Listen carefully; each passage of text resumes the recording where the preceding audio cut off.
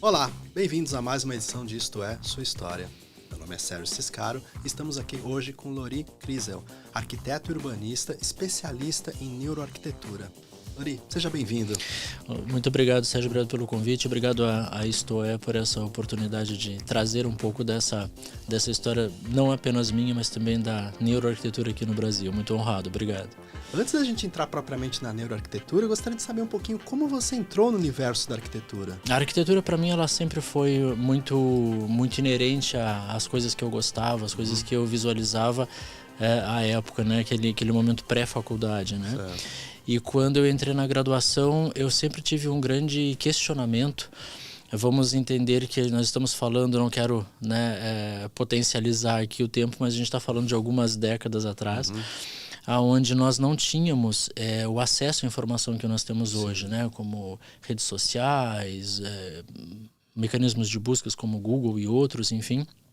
E ainda assim, naquele momento, alguns edifícios, alguns prédios se tornavam ícones mundiais. E isso, para mim, era um grande questionamento. Como que um prédio, como que uma edificação se tornava conhecida no mundo inteiro? Diante de tantas obras que existem e que existiam, por que aqueles prédios especificamente saíam em revistas, viravam referências em livros, e não apenas para quem é da arquitetura, e na época quem era da arquitetura, mas também para a população de modo geral, né? Um prédio que se tornava reconhecido em todo o planeta, literalmente. E eu sempre quis entender como que eu, naquele momento estudante de arquitetura, poderia chegar a isso também. Esse questionamento sempre ficou muito latente em mim. E logo após a graduação, ainda na graduação, eu já havia identificado que era muito nítido para mim que eu teria um pé no mercado de trabalho e o outro pé na vida acadêmica, né? Sempre me alinhei, me identifiquei muito com esses dois universos. E quando eu finalizei a graduação, eu já fui direto para um mestrado, eu pulei algumas fases, eu fui direto para o mestrado, justamente para lidar com a parte de percepção humana. Especificamente no universo da arquitetura, à época nós não tínhamos nada deliberativo especificamente sobre isso, mas existia e existe até hoje uma área chamada conforto ambiental. Que lida basicamente com as partes técnicas de conforto, que é térmica, lumínica e acústica, mas também tem uma relação muito direta com como você percebe tudo isso. O que é confortável para o Sérgio, o que é confortável para o Lori. Existe o humano aqui nesse processo. E aí eu comecei a concatenar justamente as dúvidas que eu tinha antes, os questionamentos, com essa questão da percepção. Ao final desse período aí do mestrado, eu tive a oportunidade de morar fora do país e ter acesso e trabalhar diretamente com grandes e mundialmente renomados escritórios de arquitetura. E naquele momento, Sérgio, eu me deparei com um universo projetual onde eu, já arquiteto e urbanista, já com um título de mestrado na área, tive acesso a um modelo de projeto que eu não imaginava ainda. Quando o projeto começava não pelo terreno, não pelo traço, não pela forma, e sim por um grande questionamento. Como nós podemos emocionar as pessoas? E aí eu começo a ter acesso a um modelo projetual que não era vinculado à materialidade do projeto, mas sim o como que o espaço, como que um edifício poderia se conectar com pessoas. E aí eu começo a entender como que esses prédios ou como que esses profissionais tinham esse dom, visto por mim dessa forma, de tornar um prédio um ícone, uma referência que as pessoas se conectam e se identificavam e automaticamente era promulgado no mundo inteiro. E foi aí que eu comecei a ter a vontade de entender cada vez mais sobre isso, trazendo as dúvidas daquele menino anterior, né, da graduação, já com algumas respostas no mestrado, mas agora tendo isso de uma forma muito factível no projeto. Como fazer isso efetivamente? E aí é nesse momento que hoje o termo chamado de neuroarquitetura entra na minha vida. E o que é a neuroarquitetura? Vamos lá. Quando a gente trabalha com essa aglutinação linguística, né, neuro mais alguma coisa, nós estamos falando basicamente de neurociência aplicada a uma determinada área. Hoje a gente percebe muito o termo sendo utilizado como neuromarketing, neurobusiness, neurovendas, enfim. Na neuroarquitetura nós estamos falando de igual forma, né, neurociência aplicada à arquitetura. A neurociência, em rápidas palavras, nós podemos dizer que é o estudo científico do sistema nervoso humano. Num linguajar mais popular, seriam os mecanismos de funcionamento do cérebro humano, apesar de o sistema nervoso não ficar coligado especificamente apenas ao órgão cérebro, mas, de um modo geral, acaba sendo traduzido dessa forma. Quando nós falamos dessa neurociência, então, voltada para o universo da arquitetura, dos espaços, e aqui vamos entender os espaços não apenas como os espaços enclausurados, mas também os espaços abertos, porque todo o ambiente que nós nos encontramos, nós nos relacionamos com eles. Quando nós começamos a trabalhar por esse viés, nós estamos interessados em entender como que nós recebemos as informações do mundo externo, como que nós as traduzimos e como então nós damos uma devolutiva a esse mesmo mundo, o que a gente vem a chamar de comportamento, né? Então o ambiente, o espaço, ele é um grande configurador de elementos comportamentais. O espaço, naturalmente, ele configura determinadas respostas comportamentais de um público, né? Eu sempre gosto de trazer, Sérgio, questões bem do dia a dia, assim, para que a gente possa fazer uma tradução mais eloquente, né? Vamos imaginar o ato de chegarmos em casa. Quando nós chegamos em casa e nós encontramos a nossa casa aos moldes do que nós chamaríamos de organizada, nós temos uma relação psíquica, emocional de chegarmos em casa. Certo. E automaticamente nós deflagramos um comportamento que é compatível com isso. Nossa, agora eu vou descansar, vou ficar com a minha família, vou brincar com o meu pet, vou assistir uma série, enfim. Mas quando nós chegamos em casa, a mesma casa, e essa casa agora se apresenta a nós aos moldes do que nós chamaríamos de desorganizada, nós temos uma outra relação emocional e psíquica que vamos chegar em casa. Nossa, depois de um dia de trabalho ainda vou ter que arrumar isso, organizar aquilo. Então, muda completamente o meu modo operacional em termos de comportamento, inclusive como uma resposta psicológica ou emocional. Mas onde que está o interessante disso? É a mesma casa, com as mesmas coisas, só que dispostas de formas diferentes. E o modo como essa disposição é por mim interpretada muda completamente o modo como eu vou reagir diante desse input informacional, né? Do modo como eu vou observar essa casa. Então a neuroarquitetura, de um modo geral, ela está muito preocupada com isso.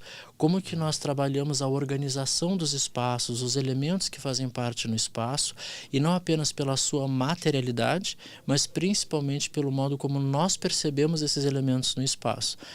Obviamente que a neuroarquitetura quer trazer muito a questão de qualificação da experiência, saúde mental, conforto.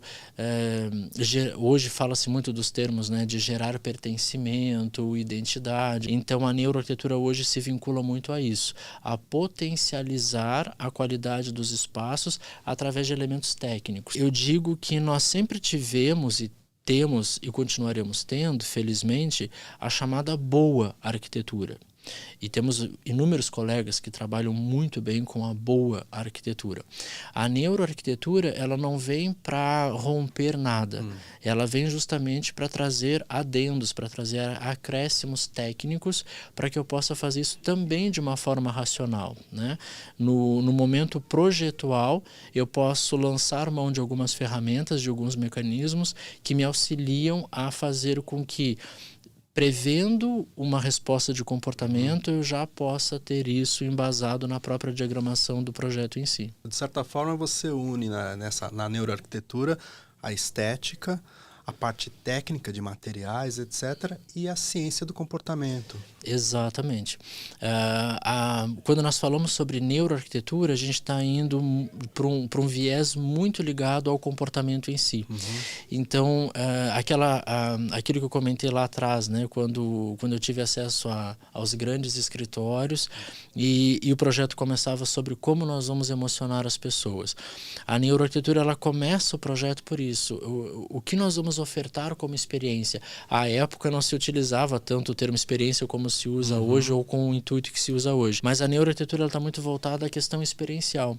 Como eu quero que as pessoas que vão habitar nesse espaço se relacionem com ele? Como eu gostaria que as pessoas que vão trabalhar nesse espaço se relacionem com ele? Então nós temos aqui alguns modelos para serem utilizados que nos favorecem essas questões experienciais. E aí nós podemos imaginar isso em qualquer nível, né? Uma residência, um restaurante, um escritório, um hotel. Qual é o nível experiencial que nós queremos trazer para que a gente tenha uma determinada resposta daquele público em termos de comportamento? E vamos entender que o comportamento não é apenas um movimento, uma ação.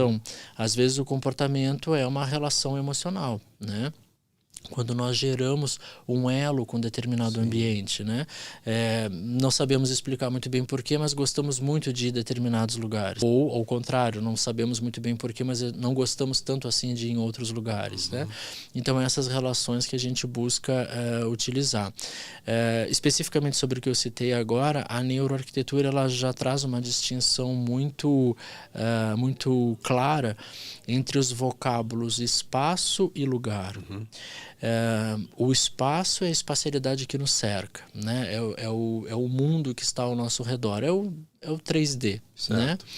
E o lugar é quando esse espaço tem conosco uma relação emocionalizada. E qual a diferença na prática entre eles? Nós geramos memória em relação a lugares e não a espaços.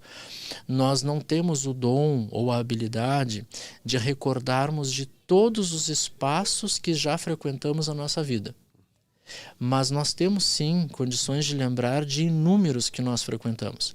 E esses que nós recordamos por algum motivo. Algum motivo emocionalizado. Lá aconteceu algo que foi marcante para mim e aí então eu guardo, eu arquivo a experiência que eu vivi naquela espacialidade. Em termos de neuro, né, da parte neuro, quando nós falamos sobre o hipocampo, uma estrutura cerebral que tem por função fazer o mapeamento espacial, ou seja, é o nosso GPS mental, é o que nos faz navegar dentro de um espaço, mas também ela é partícipe no processo de formação de memórias.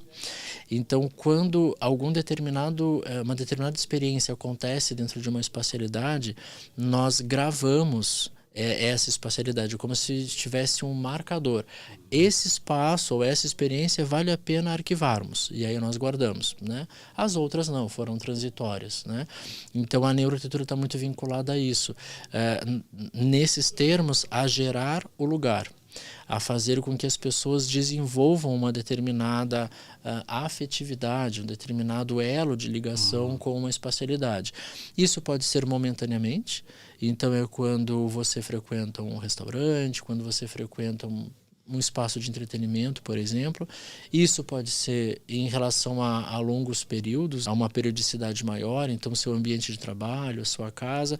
Então nós temos aí algumas possibilidades de técnicas e dinâmicas para cada um desses elementos. Até mesmo porque, se estivermos falando, por exemplo, sobre entretenimento, nós vamos ter um nível sensório muito maior. Eu vou trabalhar muito mais com multissensorialidade para gerar grandes impactos ou grandes respostas comportamentais do usuário ali.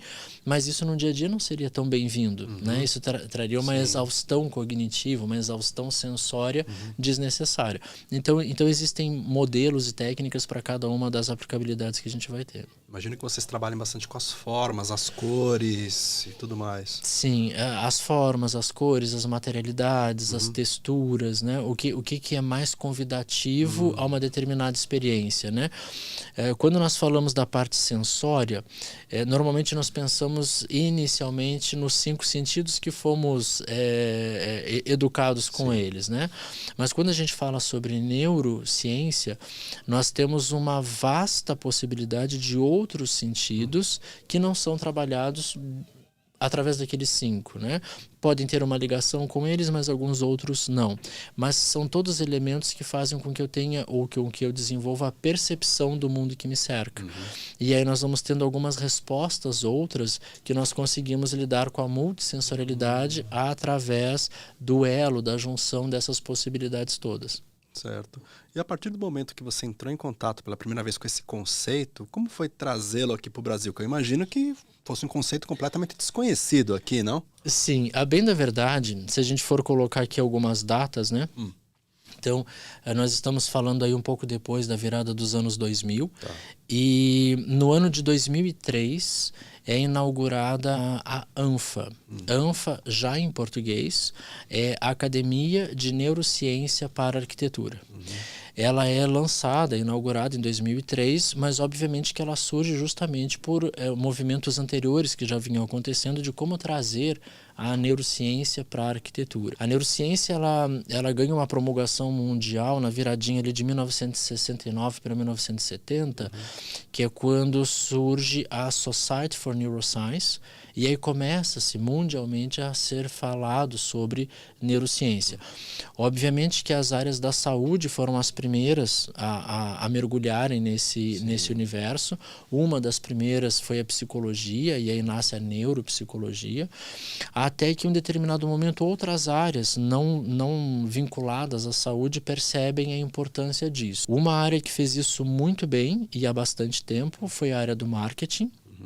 Num primeiro momento, o marketing, ao acessar neurociência, não trabalha necessariamente com o termo neuromarketing, mas sim com algumas ferramentas. Por exemplo, ouviu-se muito falar sobre uma sigla PNL, Programação Neurolinguística. Então, que tipo de input eu entrego a um determinado público, visual, auditivo, sensório, para que eu tenha uma determinada devolutiva, né? E aí depois isso acaba se aprimorando mais, e aí então vem o termo neuromarketing. Ou seja, quando o marketing faz isso, a economia faz isso. E aí surge a chamada neuroeconomia. Afinal de contas, o que movimenta o planeta é a economia. Quando isso acontece, inúmeras áreas começam a perceber a importância de irmos até lá. A arquitetura, por sua vez, ela já via a importância de entender o humano no espaço. Tanto que já há algumas décadas a arquitetura abraça uma área chamada de psicologia ambiental. Ou seja, como que nós vamos lidar com a psique de um determinado grupo de pessoas, de um determinado usuário, dentro de um ambiente. Mas a psicologia ambiental fica muito dentro da área da observação. Então eu tenho, né, um determinado espaço, eu coloco um grupo de estudo, né, um grupo de usuários nesse espaço, e eu passo a observar a reação e o comportamento dessas pessoas a determinados elementos desse ambiente. A neurociência, ela vem nos trazendo respostas agora mensuráveis da parte fisiológica. Por observação, na psicologia ambiental, eu percebo o que está acontecendo, e através da neurociência eu tenho respostas fisiológicas, eu entendo o porquê está acontecendo. E vários estudos acoplando as duas áreas começam a nos entregar algumas ferramentas, né? Então, como eu disse, a neuroarquitetura ela é um adendo, ela vem somando determinadas possibilidades. Quando chega a ANFA em 2003, o mundo começa a falar mais sobre o termo, sobre neuroarquitetura, ainda de uma forma muito incipiente. A psicologia ambiental já tinha o seu peso, já tinha a sua consagração dentro da área, e a neuroarquitetura começa aos poucos a se movimentar. No ano de 2022, a ANFA monta uma espécie de uma lista de países que ela reconhece que trabalham com neuroarquitetura de uma forma ética, de uma forma profissional e de uma forma com a devida cautela e com a devida respeitabilidade ao que de fato é a neuroarquitetura. O Brasil entra nessa listagem e honrosamente eu sou convidado para presidir a ANFA aqui no Brasil.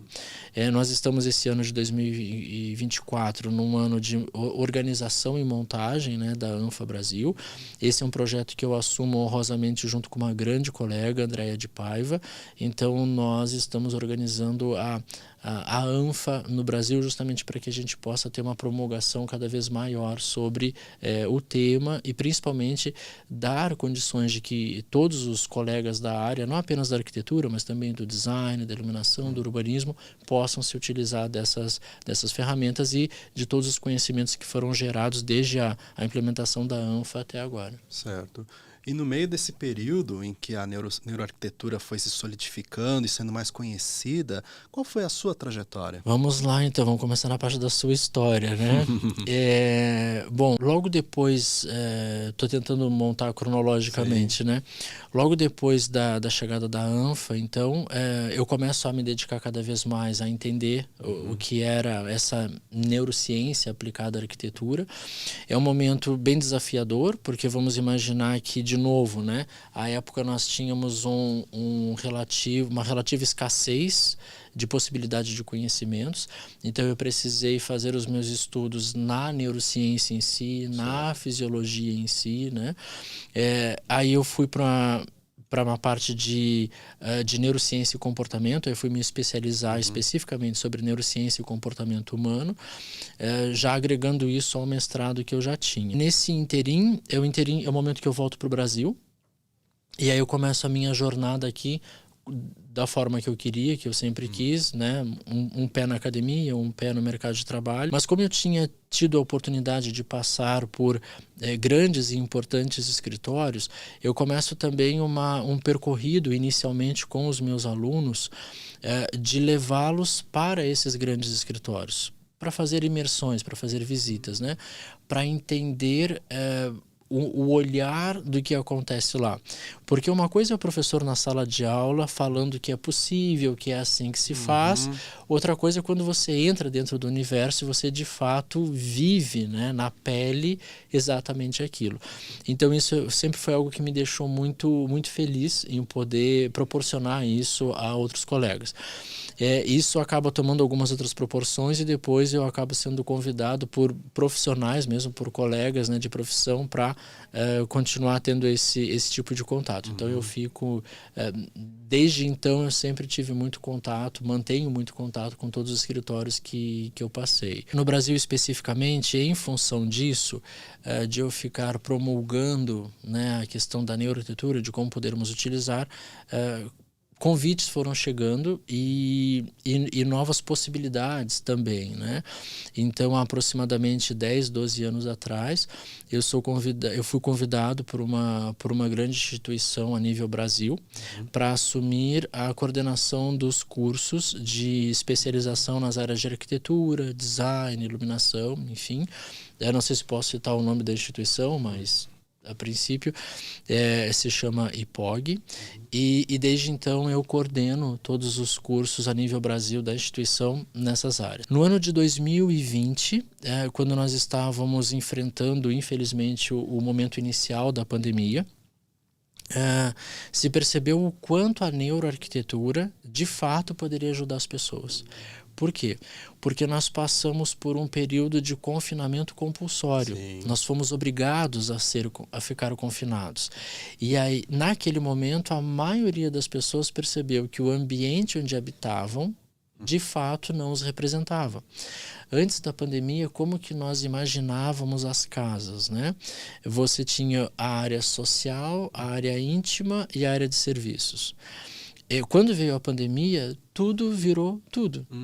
Porque você foi obrigado a redescobrir a sua casa, a reordenar a sua casa, enfim. E naquele momento muitas pessoas perceberam isso, né? A dinâmica de quanto o ambiente pode ser acolhedor, ou adoecedor, né? E é neste momento, então, que essa instituição me convida para que a gente monte especificamente uma especialização na área de neuroarquitetura. Em paralelo, eu vinha sendo cobrado por muitos colegas, felizmente cobrado por muitos colegas, para que esse conhecimento não fosse apenas um artigo da minha aula, né, um material que o Lori expunha aos seus alunos, mas sim que fosse um material público. E havia uma cobrança muito grande para que eu escrevesse um livro. Então isso era um projeto que vinha... É engraçado, né? Quando você está muito mergulhado em algo, para você aquilo, não, mas eu já falo disso, né? Mas para outras pessoas, não, mas você tem que documentar que você fala disso. Então era um projeto que começou a andar até que essas cobranças foram ficando cada vez maiores. E aí nesse mesmo ano de 2020, junto com o lançamento desse Master em Neuroarquitetura, eu lanço o livro, que se torna o primeiro livro do Brasil em neuroarquitetura, neurodesign e neuroiluminação, né? Fazendo com que a gente tenha essa tradução, né? Eu brinco que o livro ele já é um compêndio de toda essa pesquisa que eu tive que vivenciar de outras formas. Então eu lembro que quando eu estava lançando o livro, e aí uma das grandes colegas que me cobrava muito sobre ele, eu comentei com ela que imagina se eu tivesse acesso a esse livro há 20 anos atrás, né?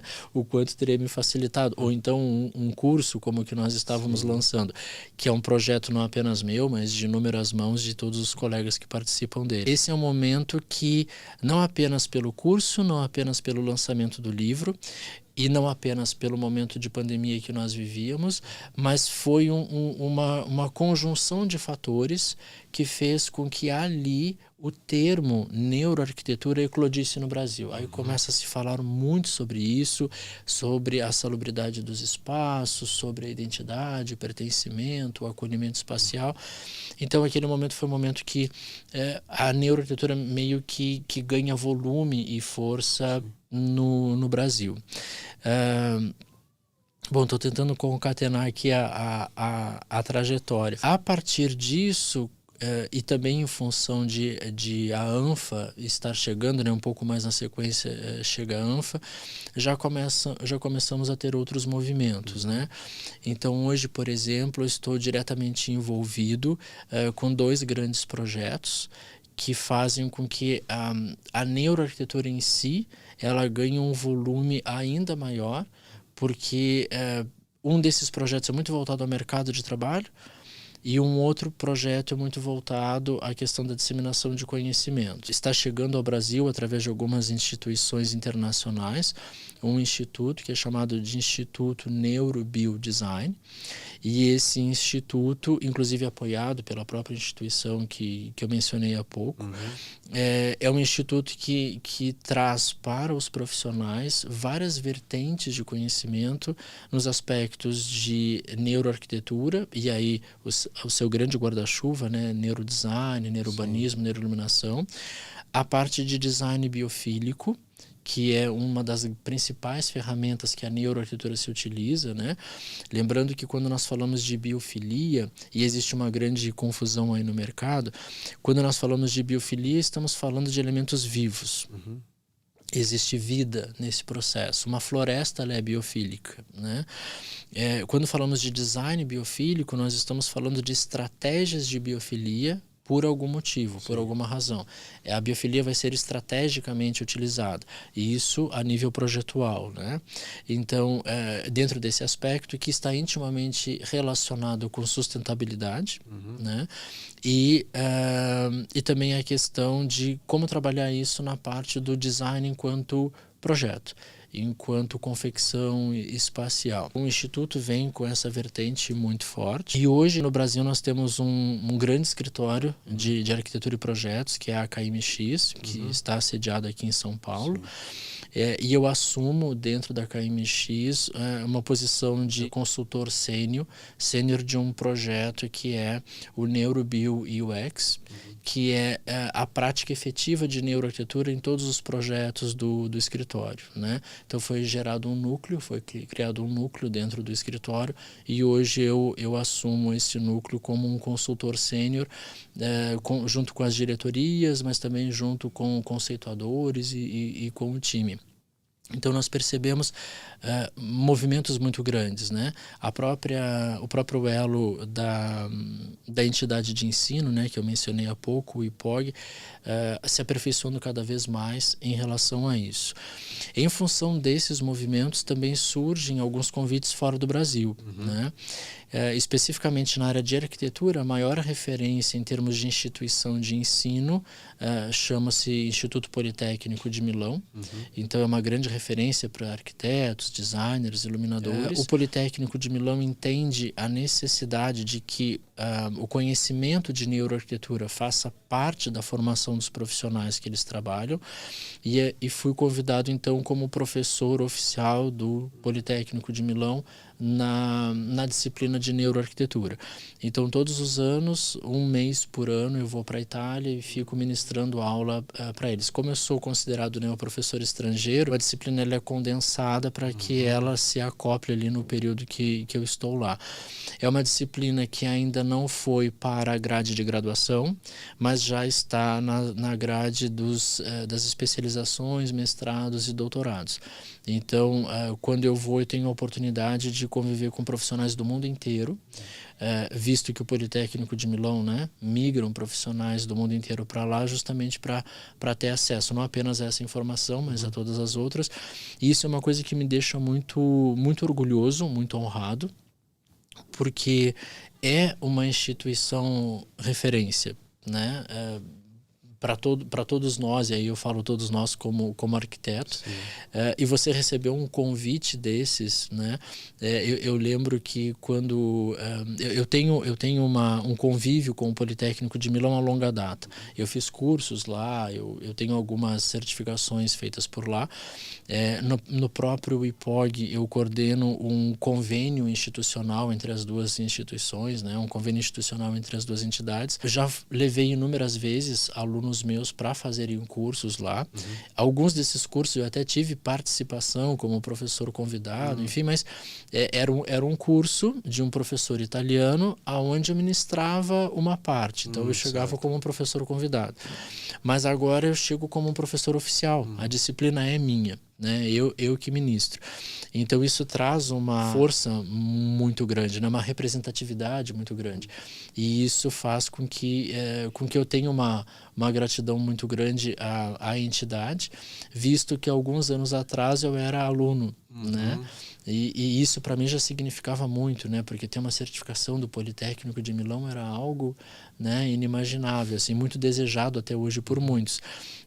E hoje eu estou lá ministrando a disciplina, né? Então isso é algo muito, muito honroso.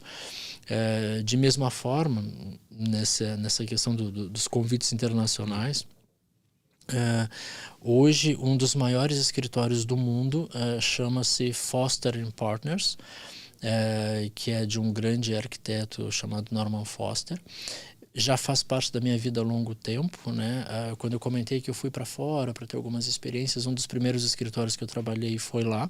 Então, à época eu era trainee, né? Eu já era formado, mas dentro da hierarquia, né? Você entra como arquiteto trainee. Há 20 anos atrás, o que à época para mim também já era algo inimaginável. E para a gente ter uma certa noção de dimensão, quando eu estava lá 20 anos atrás, o escritório já era um dos maiores do mundo e tinha aproximadamente uns 400, 500 arquitetos. Ou seja, muito grande. Atualmente, o escritório, a sede do escritório em Londres tem 1.200 arquitetos. Isso não é um escritório, é uma fábrica de projetos, né? Não é um escritório de arquitetura.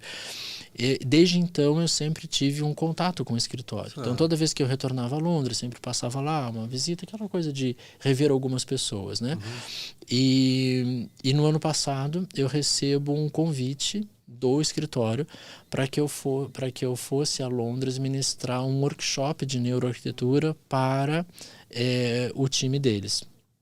Era um workshop dividido em 2 etapas. É um workshop, uma parte inicial só com os heads de projetos, né? Só com os conceituadores projetuais, e depois uma segunda parte com uma equipe maior, não necessariamente todos, porque não teria como, mas para uma equipe maior de projetos.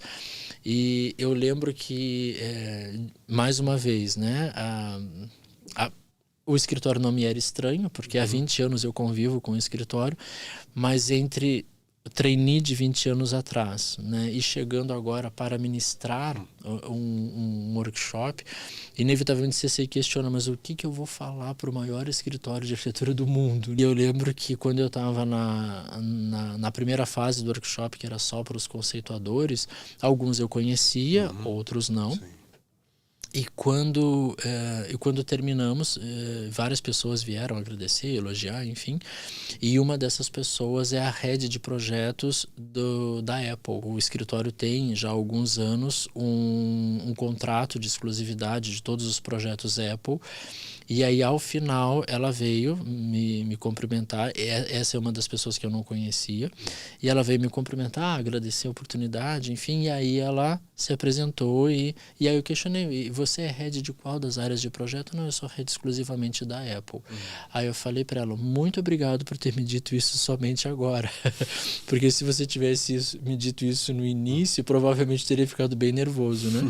Porque você ministrar o conteúdo para a pessoa que desenvolve os projetos Apple, né?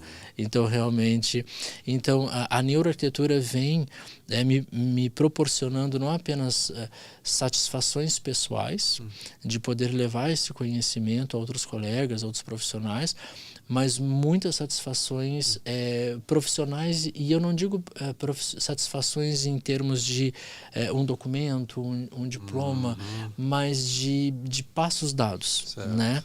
De como a gente está falando aqui sobre sua história, né? De olhar para trás, como tudo começou, e como que hoje eu consigo dar as mesmas devolutivas. Então, quando eu estou ministrando aula no Politécnico de Milão, eu recebi muito da instituição quando eu lá estudei. E hoje eu tenho a oportunidade de devolver de alguma forma. Né? Quando eu estava lá no escritório no Norma, né? Obviamente que a gente se emociona em alguns momentos, né? Eu pensei, nossa, o quanto eu aprendi aqui, e hoje eu tenho a oportunidade de dizer muito obrigado de uma outra forma, né? De compartilhar um pouco. Obviamente que eles têm um conhecimento gigantesco sobre tudo que envolve arquitetura, mas ainda assim desejarem receber algo que eu tenho a passar para eles. Então, essas são gratificações profissionais que não estão embasadas em um diploma, em um certificado, em algo assim, né? Sim. Eu imagino que essa informação e esse conhecimento que você constantemente está recebendo e enriquecendo deva gerar mais livros no futuro, não? Já estão no forno, né? 2. O primeiro livro, que foi de 2020, ele é um grande compilado sobre tudo aquilo que envolve neuroarquitetura, neurodesign e neuroiluminação. Até mesmo por ser o primeiro livro, ele foi muito instrutivo. Então ele vinha com uma parte introdutória sobre o tema, depois uma parte onde como você podia traduzir e trazer isso para o elemento projetual, e até uma parte onde você começa a gerar efetivamente as experiências. Então ele é um livro que abraça a grande área da neuroarquitetura.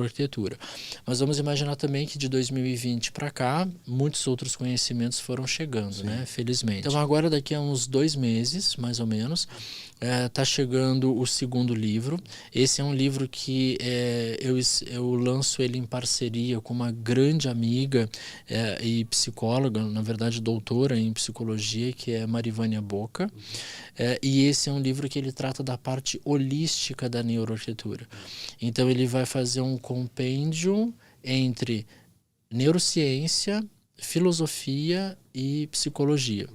E isso aos olhos das experiências humanas nas espacialidades. Então nós convidamos vários autores, tanto do Brasil quanto de fora, para trazerem as suas contribuições para o livro. Esse livro teve um respaldo muito importante para nós e teve um reconhecimento muito importante para nós. Dois dos maiores autores mundiais na área de neuroarquitetura, um deles se chama Johanny Palasma e o outro Harry Mulgrave. Quando eu estava escrevendo meu livro, o primeiro, eu utilizei muito material das pesquisas deles e gentilmente fiz grandes trocas com eles, né? Eles, de uma forma assim inimaginável, abraçaram a produção do livro e foram muito solícitos. E para esse segundo livro, ambos participam, um escreve o prefácio e o outro escreve a introdução do livro, então isso para nós foi de um valor imensurável.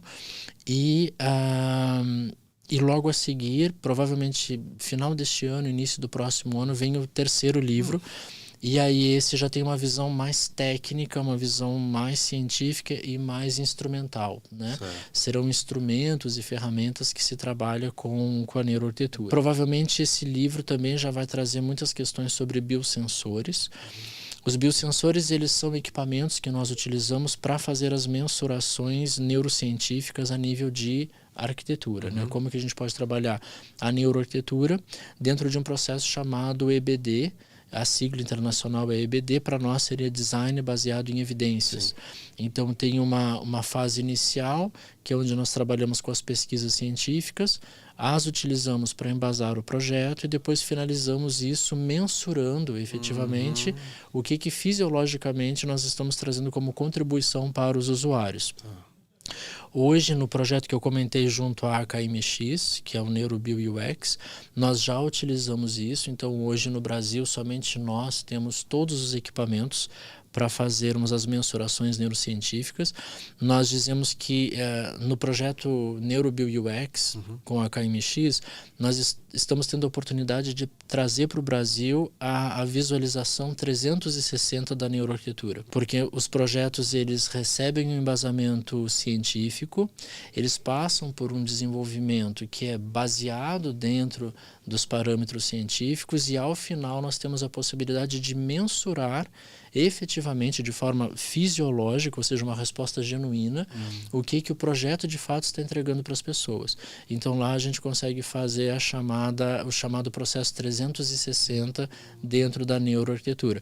Então o último livro vai trabalhar bastante sobre isso. Existem muitos questionamentos, como que é possível fazer, como que se adota, quais são os parâmetros, enfim, então o livro vai tratar bastante desses quesitos também. Então a gente teve um primeiro livro que ele foi um grande overview sobre neuroarquitetura.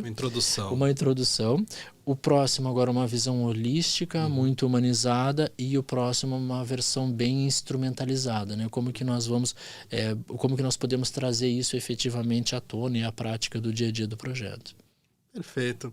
Lori, gostaria de agradecer a sua presença aqui conosco hoje.